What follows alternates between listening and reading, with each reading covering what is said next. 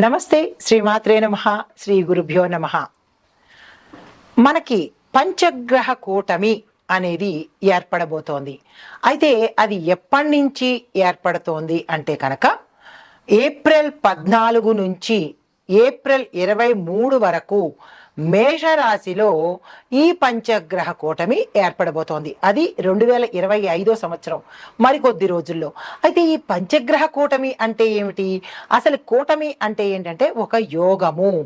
మనకి ఖగోళంలో రకరకాల యోగాలు, రకరకాల గ్రహాల యొక్క సంచారాలు, వీటి వల్ల మనకి చాలా రకాలైన యోగాలు ఏర్పడుతూ ఉంటాయి. అయితే ఇప్పుడు మనకి రాబోయేది, ఇప్పుడు జరుగుతున్నది అంటే ఏప్రిల్ 14 నుంచి ఏప్రిల్ 23 వరకు ఈ కొద్ది రోజుల సమయంలో ఒక ప్రత్యేకమైన గ్రహయోగము జరగబోతోంది. అయితే ఇందులో 5 గ్రహాలు ఒకే రాశిలో కలుసుకుంటాయి. పంచ అంటే 5, కూటమి అంటే కలవడం అనమాట. ఈ 5 గ్రహాలు ఒకే ఒక్క రాశిలో కలుసుకుని ఆ సంచారం చెయ్యడంని పంచగ్రహ కూటమి, ఈ కూటమిని పంచగ్రహ కూటమి అంటుంటారు. అయితే అయితే ఈ ఏ గ్రహాలు ఈ కూటమిలో పాల్గొన్నాయి, ఈ 5 గ్రహాలు ఏమిటవి అనేది కనుక చూసినట్టయితే సూర్యుడు, చంద్రుడు, బుధుడు, శుక్రుడు, రాహువు. అయితే సూర్యుడు మామూలుగానే ఉన్నాడు. చంద్రుడు ఏప్రిల్ 17 నుంచి 18 మధ్యలో అంటే ఒక రోజు సమయంలో మాత్రమే ఆ కూటమిలో ఉంటాడు. మిగిలిన వాళ్ళు 5 అంటే మిగిలిన 4 కూడా ఆ కూటమిలో ఉంటూ ఉంటారు. అయితే చంద్రుడు తాత్కాలికంగా చేరినప్పటికీ, అంటే ఒక అతిథిలాగా వచ్చినప్పటికీ కూడా ఆయన్ని కూడా మనము ఈ లెక్కలో చేరుస్తున్నామన్నమాట. ఇది పంచగ్రహ కూటమి. అయితే ఈ కూటమి కరెక్టుగా ప్రారంభ సమయము ఏప్రిల్ 14వ తారీఖు 2025. అప్పుడే కూడా మనకి చూడండి, మేష సౌరమాన ప్రకారము మేష సంక్రమణం కూడా ఏర్పడింది. చాంద్రమాన ప్రకారము కొత్త సంవత్సరం అయితే మనకి అదే సౌరమాన ప్రకారము మేష సంక్రమణము. ఇది కొత్త సంవత్సరం లాంటిది అనమాట. అంటే మరొక ఉగాది అని అనుకోవచ్చు. అంటే ఉగాది అంటే మళ్ళా ప్రేక్షకులు పట్టుకోకండి, కొత్త సంవత్సరం లాంటిది అని చెప్పడానికి. అయితే దీని ముగింపు ఎప్పుడు? ప్రారంభమైతే ఏప్రిల్ 14వ తారీఖు. మరి ముగింపు ఎప్పుడు అంటే ఏప్రిల్ 23 బుధుడు మేషం నుంచి వృషభంలోకి మారిపోతాడు. ఈ 5 గ్రహాల్లో ఒకటి వెళ్ళిపోయింది అంటే మిగిలిన 4ని పంచగ్రహ కూటమి అనలేం కదా. అందుకని ఎప్పుడైతే బుధుడు ఇందులోంచి వెళ్ళిపోతాడు, తర్వాత చంద్రుడు ముందే 1 రోజున్నర ఉండి అతను వెళ్ళిపోతాడు, కాబట్టి అక్కడితో ఆ కూటమి అయిపోయినట్టే అనమాట. అయితే పూర్తి స్థాయి ఏప్రిల్ 18 వరకు చంద్రుడు కూడా మళ్ళా వచ్చి చేరడంతో, అయితే ముగింపు మనకి ఏప్రిల్ 23 నుంచి బుధుడు మేషం నుంచి వృషభంలోకి మారేటప్పుడు అత్యుత్తమ ప్రభావము అంటే 14కి అయినప్పటికీ కూడా విశిష్టమైన ప్రభావాన్ని ఇచ్చేది ఏప్రిల్ 17, ఏప్రిల్ 18. అంటే చంద్రుడు కూడా అందులో చేరినప్పుడు, ఈ 5 గ్రహాలు లెక్కలోకి వచ్చినప్పుడు మాత్రమే మనకి విశేషమైన ఫలితాలు వస్తాయి. అయితే ఈ పంచగ్రహ కూటమి సమగ్ర విశ్లేషణ చెప్పుకుందాం. ముందుగా ఈ కూటమి ముఖ్యంగా మేషరాశిలో జరుగుతోంది. దీంతో పాటు మేషం నుంచి ప్రత్యక్ష దృష్టితో, వీక్షణంతో తుల, కర్కాటక, మకర రాశుల మీద తీవ్ర ప్రభావం పడుతుందన్నమాట. అంటే డైరెక్ట్ గా వీళ్ళు చూసే దృష్టి 3 రాశుల మీద, తుల, కర్కాటక, మకర రాశుల మీద ఎక్కువ ప్రభావం పడే అవకాశం కనబడుతోంది. అంటే పంచగ్రహ కూటమి యొక్క ప్రభావము ఈ 3 రాశుల మీద తీవ్రంగా ఉండబోతోంది అన్నది సారాంశము. అయితే ఈ పంచగ్రహ కూటమి స్థానము మేషరాశిలో జరగడము, ఈ కాలము ఈ 14 నుంచి ఈ 23 వరకు అనే కాలము. అయితే ఈ సమయంలో ఏమిటి చేస్తాడు అనే అంశంలో తీవ్రంగా మానసిక ఒత్తిడి, అంటే వారి యొక్క ప్రభావము మానసిక ఒత్తిడి కలుగుతుంది. తర్వాత క్షణక్షణానికి వీళ్ళ స్వభావాలు మారిపోతూ ఉంటాయి. రంగులు మార్చినట్టుగా అన్నమాట. అయితే ఆకస్మికంగా మార్పులు జరిగిపోతాయి. జీవితంలో కావచ్చు, కెరియర్‌లో కావచ్చు, ఆరోగ్యంలో కావచ్చు, అన్ని రకాలుగా కూడా క్షణక్షణానికి మార్పులు, చేంజెస్ ఏర్పడుతూ ఉంటాయి. అయితే ముఖ్యంగా మేషరాశి వారికి ఈ ప్రభావం చాలా ఎక్కువగా ఉంటుంది. అన్ని విధాలుగా కూడా ఈ ప్రభావము మేషరాశి వారికి తీవ్రంగా ఉండబోతోంది. అయితే ముందుగా మేషాది ద్వాదశ రాశుల వారికి ఈ ప్రభావం ఎలా ఉండబోతోంది అని మనుషులకి అనుకున్నట్టయితే, మరి దేశకాలమాన పరిస్థితుల్లో కూడా ప్రకృతి రీత్యా, ఆరోగ్య రీత్యా ఈ అంశాలన్నీ ఎలా ఉండబోతున్నాయి అనేవి కూడా మనం ముందు ముందు చర్చిద్దాం. తదుపరి రాశి వృషభ రాశి. ఈ రాశి వారికి పంచగ్రహ కూటమిలో ఉండే విద్యార్థులు కనుక చూసినట్టయితే వీళ్ళలో తిరుగుబాటు భావనలు ఏర్పడతాయి. ఏ పని చేసినా, చదవాలన్నా, రాయాలన్నా ఆలస్యము, జాప్యము, వెనకడుగు వేసే అవకాశం కనబడుతోంది. తర్వాత ఉద్యోగస్తులకు చూస్తున్నట్టయితే సాహసంతో అంటే ఏ ప్రయత్నాలైనా చేస్తుంటారు. మీ యొక్క సహచరులు, మీ ఫ్రెండ్స్ వల్ల ఒత్తిడి ఎక్కువగా తీసుకునే అవకాశం కనబడుతోంది. దాన్ని వెంటనే అంటే ఏ విషయంలోనైనా గోప్యతను పాటించండి, సీక్రసీ మెయింటైన్ చేయండి. ఈ సమయంలో అంటే ఈ పంచగ్రహ కూటమి సమయంలో మీకు బాగా లేదు కాబట్టి సీక్రసీ అనేది తప్పనిసరిగా మెయింటైన్ చేసుకోండి. వ్యాపారస్తులకు పాత బాకీలు పిలిచి మరీ తీర్చుకునే అవకాశానికి తగ్గ సూచనలు కనబడుతున్నాయి. ఆరోగ్యం పట్ల చూసినట్టయితే కాళ్ళు, నడుముకు సంబంధించినటువంటి అనారోగ్య సూచనలు కనబడుతున్నాయి. జాగ్రత్తలు తప్పనిసరిగా తీసుకోండి. వ్యవసాయదారులకు తక్కువ నీటి పంటలు, తక్కువగా నీరు అవసరమయ్యే పంటలు వేస్తేనే కొంచెం లాభం వచ్చే అవకాశం కనబడుతోంది. ఆ దిశగా జాగ్రత్తలు తీసుకోండి. కుటుంబపరంగా చూసినట్టయితే కుటుంబంలో మీరు మెయింటైన్ చేసే రహస్యాలు పబ్లిక్ అయ్యే అవకాశం ఉంది. జాగ్రత్తలు తప్పనిసరిగా తీసుకోండి. అయితే రాజకీయ పరంగా చూసినట్టయితే బ్యాక్ డోర్ లోంచి మీ ప్రయాణాలు జరిగే అవకాశం ఉంది. అవకాశాలు కొంచెం ఇబ్బంది పెట్టేటట్టుగా ఉన్నాయి. జాగ్రత్తలు తీసుకోండి. సినీ రంగం చూసినట్టయితే మీ యొక్క ఆలోచనలు కానీ, అవకాశాలు కానీ నిలిచిపోయే పరిస్థితి గోచరిస్తోంది. ఐటీ రంగంలో చూసినట్టయితే మీ యొక్క లోపాలు, మీ యొక్క వీక్నెసెస్, మీ యొక్క ఫాల్ట్స్ బయటికి కనపడే అవకాశము, బయటపడే అవకాశము కనబడుతోంది. చాలా జాగ్రత్తగా మెయింటైన్ చేయండి. సీక్రసీని అంటే గోప్యతను పాటించండి.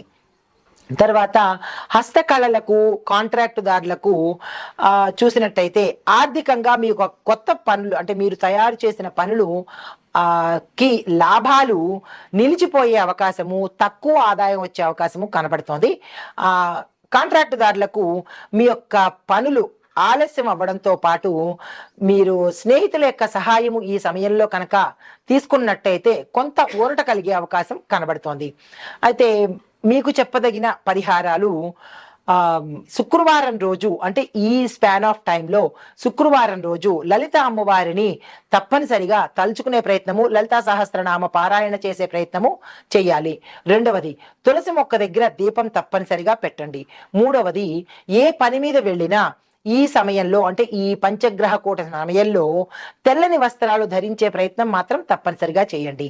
ఇది ఈ రాశిలో ఉండే వారికి చెప్పదగిన పరిహారాలు, ఫలితాలు, సూచనలు. నమస్తే. అయితే ఈ పంచగ్రహ కూటమి మనకి ఏప్రిల్ 14 నుంచి మేష సంక్రమణ సమయంలో ఏర్పడుతోంది కాబట్టి ఈ సమయంలో మనకి చంద్రమండలంలో పరిభ్రమణ కారణంగా ఒకే రాశిలో తాత్కాలికంగా ఈ సమూహం ఏర్పడడం మూలంగా ఒక మనుషులకి, రాసులకే కాకుండా దేశ కాలమాన పరిస్థితులను బట్టి సంక్షోభాలు ఎలా ఉన్నాయి, ఎలా మారతాయి, అలాగే శుభకార్యాలు కూడా ఏమిటి జరుగుతోంది అనే అంశాన్ని నేను మీకు సవివరంగా ఇప్పుడు ఇవ్వబోతున్నాను. ముందుగా ఎకానమీ అంటే మన ఆర్థిక రంగము అంటే ఎకానమీ పరంగా ఎలాంటి ప్రభావాన్ని చూపిస్తుంది అంటే కనుక వ్యాపారవేత్తలు, పెట్టుబడిదారులు వాళ్ళకి విశ్వాసం తగ్గిపోతుంది. దాంతోపాటు స్టాక్ మార్కెట్ ఊగిసలాడుతూ ఉంటుంది. ఉండనా ఓడనా అన్నట్టుగా డోలాయమాన పరిస్థితుల్లో స్టాక్ మార్కెట్ ఉంటుంది. విదేశీ పెట్టుబడులు వృద్ధి ఆలస్యం అవుతుంది. అంటే మనం పెట్టుబడులు పెడతాం కదా విదేశీ పెట్టుబడుల మీద, అది ఏమవుతోంది మనకి ఆలస్యం చూపిస్తోంది తప్ప వెంటనే రిజల్ట్ అనేది చూపించదు. బంగారము, వెండి, ఆయిల్ వంటి న్యాచురల్ రిసోర్సెస్ మీద ధరలు పెరిగే సూచనలు కూడా కొంచెం గోచరిస్తున్నాయి. దీంతో పాటు బహుళ జాతి కంపెనీల మీద పన్నుల ఒత్తిడి చాలా ఎక్కువగా గోచరిస్తోంది.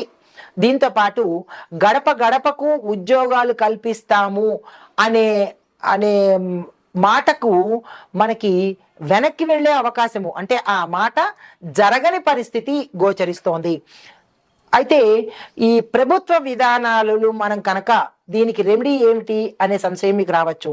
ఈ ప్రభుత్వ విధానాలను మనం ఒకసారి పునర్సమీక్షణ చేసుకుంటే పన్నుల విధానాల్లో కానీ, లేదా అంటే గడప గడపకి ఉద్యోగాలు ఇస్తాము అన్న మాటల్లో కొంచెం పునరాలోచన, ఇది అయ్యేదా అవ్వనిదా అనేవి మన ప్రభుత్వాలు కనుక ఆలోచించి నిర్ణయాలు తీసుకుంటే కొంత సానుకూలంగా ఉండొచ్చు. రెండో పాయింట్, రక్షణ విభాగము అంటే డిఫెన్స్ లో ఎలా ఉండబోతోంది దీని ప్రభావం అంటే కనుక సరిహద్దు పరిస్థితుల్లో అప్రమత్తంగా ఉండాలి. అంటే మన బోర్డర్స్ లో చాలా జాగ్రత్తలు, అప్రమత్తంగా అలర్ట్గా ఉండవలసిన పరిస్థితి. ఆకస్మిక దాడులు లేదా అంటే సైబర్ హ్యాకింగ్ ట్రయల్స్ జరిగే అవకాశం కూడా చాలా ఎక్కువగా గోచరిస్తోంది. జాగ్రత్తలు మనం కాదు, ప్రభుత్వాలు తీసుకోవాలి. అయితే మితిమీరిన ఆయుధ ప్రదర్శన మీద ఇతర వాళ్ళకి దృష్టి మళ్ళుతుంది కాబట్టి మన ఆయుధాలను ప్రదర్శించకుండా గోప్యత పాటించినట్టయితే కొంత మంచి ఫలితాలు వస్తుంది. అయితే హెలికాప్టరు, డ్రోన్ల వాడకము ఎక్కువగా పెరిగే అవకాశం కూడా కనబడుతోంది. అయితే మరి దీనికి సూచనలు ఏమిటి అంటే కనుక నూతన రక్షణ ఒప్పందాల మీద జాగ్రత్తగా వ్యవహరించాలి. ఇంటెలిజెన్స్ సమాచారము సరిగా సమీక్షించుకున్నట్టయితే కనుక కొంత మనం దాటే అవకాశం కనబడుతోంది. మూడవది, రాజకీయ పరంగా అంటే పాలిటిక్స్ విధానాలు చూసినట్టయితే కనుక ప్రభావం ఎలా ఉండబోతోంది అంటే కొన్ని రాష్ట్రాలలో రాజకీయ సంక్షోభం జరగడము, ప్రభుత్వాల్లో మార్పులు జరగడము కనబడుతోంది. అయితే నేతల మధ్య అంటే లీడర్స్ మధ్య ద్రోహాలు, పార్టీ మార్పులు, మిత్రపక్షాలలో వైరాలు ఇలాంటివన్నీ గోచరిస్తున్నాయి. తర్వాత ఎన్నికల తారీఖు మీద అంటే మనకి ఒక ఎలక్షన్ డేట్ వస్తుంది కదా, ఆ ఎలక్షన్ డేట్ మీద అనిశ్చిత, అంటే అది కన్ఫర్మ్ కాదు, మళ్ళా మారుతూ ఉంటుంది. ఇలాంటి మార్పులు ప్రతి ట్రిప్కి మారడాలు అనేది కూడా ఇక్కడ గోచరిస్తోంది. ప్రజలలో ఆకస్మిక తిరుగుబాటు భావాలు, అంటే ఇవన్నీ తట్టుకోలేక వాళ్ళలో తిరుగుబాటు భావాలు, ఆలోచనలు కూడా పెరిగే అవకాశాలు కనబడుతున్నాయి. పింఛన్లు, నిత్యావసరాల ధరల విషయంలో అసంతృప్తి ప్రజల్లో ఏర్పడుతుంది. ఎందుకంటే ఇచ్చిన మాట నిలబెట్టుకోలేకపోవడము, పింఛన్లు తగ్గించడము, లేదా అది ఇస్తాము ఇది ఇస్తాము అని చెప్పి చివరికి ఏది ఇవ్వకపోవడము, ఇలాంటి బాధల్లో ప్రజలు ఉన్నారు కాబట్టి వాళ్ళు తిరగబడే అవకాశం కూడా ఇక్కడ గోచరిస్తోంది. వాళ్ళల్లో తీవ్రమైన అసంతృప్తి కూడా కనబడుతోంది. అయితే మరి దీనికి ఏమిటి పరిష్కారము అంటే కనుక ప్రజలను సంయమనం పాటించే విధంగా ప్రభుత్వాలు ప్రచారాలను చెయ్యాలి. అటువంటి ప్రయత్నాలు చేస్తే కనుక ప్రజలు కొంత శాంతించే అవకాశము, లేదంటే తిరుగుబాటు ధోరణిలోకి వెళ్ళే అవకాశాలు కూడా ఈ సమయంలో గోచరిస్తున్నాయి. తర్వాత నాలుగవది, ప్రకృతి విపత్తులు అంటే న్యాచురల్ క్యాలమైటీస్, డిజాస్టర్స్ అన్నమాట. ఇవి ఎలా వస్తున్నాయి ఈ ప్రభావం అంటే కనుక విపరీతమైన భూకంపాలు రావడము, నైరుతి భారతదేశంలోను హిమాలయ ప్రాంతాల్లో చిన్న చిన్న భూకంపాలు సంభవించే అవకాశాలు కనబడుతున్నాయి. మళ్ళా తర్వాత విపరీతంగా వేడి కూడా పెరిగే అవకాశం ఉంది. ఎందుకు అంటే మేషరాశిలో అగ్నితత్వము, అసలు మేషరాశే అగ్నితత్వము, అధిపతి కుజుడు.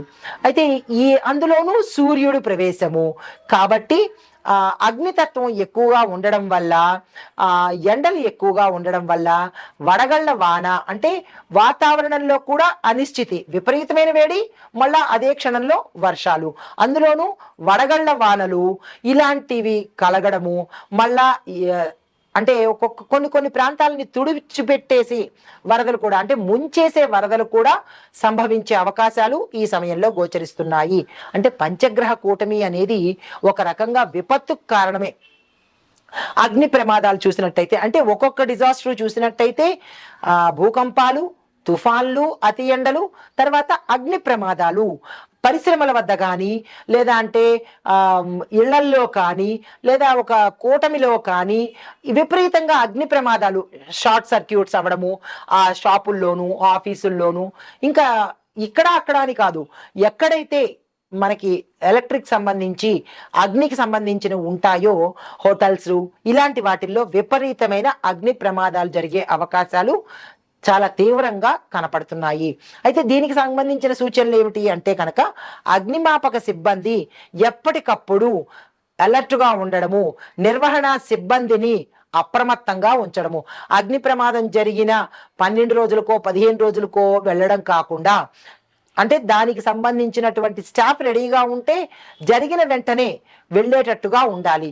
దట్టు ఇంకొకటి ఏంటి, ఈ ఫైర్ ఆఫీసెస్ కూడా సాధ్యమైనంత అంటే తక్కువ కూడలిలో ఉండేటట్టుగా, అంటే 1 కిలోమీటరు లేదంటే 2 కిలోమీటర్ల దూరంలోనూ అలా దగ్గరగా ఉండేటట్టుగా అయితే అందుబాటులోకి వచ్చే అవకాశాలు కనబడుతుంటాయి. కాబట్టి ఇలాంటి సూచనలు చెప్పడం జరిగింది. అది ప్రభుత్వం పాటించే ఏర్పాట్లు చేసుకోవాలి. తర్వాత మహమ్మారి జబ్బులు ఉంటాయి కదా, డిసీజెస్. ఈ డిసీజెస్ ఎలా ఉన్నాయి అంటే, మేషము తలవైపు రాశి కావడంతో మానసిక, అంటే ఈ మేషము తల భాగంలో ఉంది, అందులోనూ ఈ పంచగ్రహ కూటమి జరిగింది, దానిలోనూ మేష సంక్రమణం జరిగింది, అంటే రవి సంక్రమణం జరిగింది. ఇన్ని జరగడం వల్ల ఏమైందంటే మానసికంగా, అంటే మనసు మీద ప్రభావాన్ని ప్రజల్లో కనిపిస్తూ ఉంటుంది. తర్వాత హీట్ స్ట్రోక్స్ రావడము, పొడి అంటే ఒళ్ళ మీద దద్దుర్లు రావడము, తర్వాత వైరల్ ఫీవర్స్ పెరిగే అవకాశము చాలా ఎక్కువగా కనిపిస్తోంది. మరికొన్ని చోట్ల కొంతమందికి గుండెకు సంబంధించి, నరాలకు సంబంధించినటువంటి వ్యాధులు పెరగడము, అంటే హార్ట్ అటాక్స్ ఎక్కువ రావడము, నరాలకు సంబంధించినటువంటి జబ్బులు ఎక్కువగా రావడము గోచరిస్తోంది. కొన్ని ప్రాంతాల్లో ప్రాణాంతకమైన వైరస్లు కూడా అప్పటికప్పుడు వచ్చే అవకాశం కనబడుతోంది. పెద్ద స్థాయిలో కాకపోయినప్పటికీ కొద్ది స్థాయిలో ఇలాంటివి గోచరిస్తోంది. అయితే ఓవరాల్ గా కంక్లూజన్, సారాంశం ఏంటంటే, మనకి ఈ పంచగ్రహ కూటమి వల్ల దేశంలో ఆర్థిక మందగమనంగా ఉండే సూచనలు, అంటే ఆర్థికంగా చాలా తక్కువ నడక జరిగే అవకాశము, రాజకీయంలో అస్థిరతలు, ప్రకృతిలో విపత్తులు, ఆరోగ్య సమస్యలు తల ఎత్తి ప్రజలు అల్లకల్లోలమయ్యే అవకాశం కనపడుతోంది. అయితే ఇది పూర్తిగా ప్రతికూలం కాదు, కానీ శాస్త్రీయ ఆలోచనలకు, అంటే మనకి ఇది ఒక అంచనాగా, ఎందుకంటే నవనాయక ఫలితాలలోనూ రాజు సూర్యుడి అవ్వడము, అదే రాజు మనకి మేషంలోంచి సంక్రమణం అవ్వడము, దానిలోనే మనకి ఈ పంచగ్రహ కూటమి రావడము, ఇలాంటివన్నీ జరుగుతున్నాయి. కాబట్టి ఈ విపత్తులు గోచరిస్తున్నాయి. అయితే శుభ సూచనలు కావడానికి, ఇవన్నీ శాంతింప చేసుకోవడానికి మన వంతుగా ఆధ్యాత్మికంగా ప్రభుత్వము ఎలాగో చర్యలు తీసుకుంటారు. కాకపోతే ప్రజలు ఏం చేసుకోవాలి అంటే, దైవికంగా కొన్ని సూచనలు, మంత్రాలను మన పండితుల వారు పంచాంగకర్తలు ఇవ్వడం జరిగింది. ఆ పంచాంగకర్తలు ఇచ్చినటువంటి మంత్రాలను ఇక్కడ నేను మీకు చెప్పబోతున్నాను. ఇది నా సొంత మంత్రాలు కాదు, మన పంచాంగకర్తలు, మన పెద్దలు ఇచ్చిన మంత్రాలు. కాబట్టి వాటిని ప్రతి ఒక్కరూ, మేషాది ద్వాదశ రాశుల వారు అందరూ కూడా చదువుకుంటే ఈ ప్రకృతి విపత్తుల నుంచి మనం తప్పించుకునే ప్రయత్నం చేయొచ్చు. ముందుగా మొదటిది ఓం ఆదిత్యాయ నమః అనే మంత్రాన్ని ప్రతిరోజు 11 సార్లు చదువుకోండి. ఇందులో ఎగ్జంప్షన్స్ లేవు, నో డిస్కౌంట్లు, తప్పనిసరిగా చదవవలసిందే. ఎందుకు అంటే రవి ప్రభావము చాలా ఎక్కువగా కనబడుతోంది. తరువాత దీన్ని ఉపశమనం చేసుకోవటానికి, ఈ ప్రమాదాల నుంచి కాపాడేవాడు హనుమంతుడు. ప్రతి మంగళవారము మనకి గ్రహదోషాల నుంచి తప్పించేవాడు హనుమంతుడే. కాబట్టి ఆంజనేయ స్వామి పూజ చేయడము, ఆంజనేయ స్వామి ఆలయ దర్శనం చేసుకోవడము, స్వామి వారి యొక్క మంత్రాలను తప్పనిసరిగా చదువుకునే ప్రయత్నము, హనుమాన్ చాలీసా చదువుకునే ప్రయత్నము చెయ్యాలి. ఇందులో ఎటువంటి అనుమానము లేదు.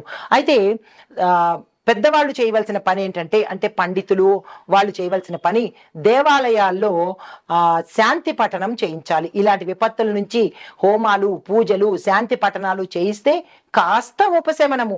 ఇప్పుడు మండుటెండలోంచి ఏసీలో కూర్చుంటే ఎంత శాంతిగా ఉంటుందో అలాగే ఈ విపత్తుల నుంచి మమ్మల్ని కాపాడండి అని అల్టిమేట్గా దైవ ప్రార్థనకు మించినది మరొకటి లేదు.